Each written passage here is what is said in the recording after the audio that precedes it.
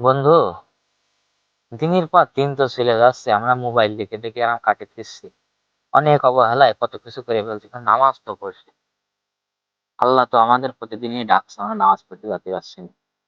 কি করা যাবে বলতেন? আসলে নানান ব্যস্ততা, কাজ কাম, এই সংসার ধর্ম আর এই আড্ডা দিতে দেয় মানে নামাজ কালাম, মানে যে একটা গুরুত্বপূর্ণ বিষয় সেটা আমাদের মাথায় থাকে।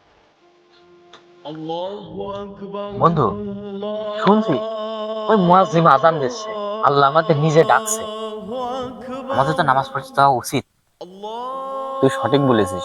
আসলে আমরা যে নামাজ কালাম পড়িনি, সেদিন যে ওয়াজ শুনতে গেলাম, তো হুজুর তো নিজে বলল রসুলের হাদিস যে কিয়ামতের মাঠে সর্বপ্রথম যে যত হিসাব হবে, সেই হিসাবে সর্বপ্রথম প্রশ্নই হবে আমাদের নামাজ। আর সেই নামাজে আমরা পড়িনি, আমরা তো একদিন মৃত্যুবরণ করবো। তাহলে আমরা পরকালে যে আল্লাহর সামনে দাঁড়িয়ে কি হিসাব দেবো? কাজের অজুহাত, এইসব অজুহাত, যারা নামাজ কালাম পড়ে এরাও কিন্তু কাজ করে, কিন্তু আমরা দুইজনে দেখেন বসে বলছি যে আমরা কাজ কাম ব্যস্ততার কারণে নামাজ পড়ি না। তখন আল্লাহর কাছে কি জবাব দেবো? বন্ধু, মুয়াজ্জিম তো আজান দিচ্ছে, আমাদের তো ডাকছে। সো আমাদের সময় আছে এখনো।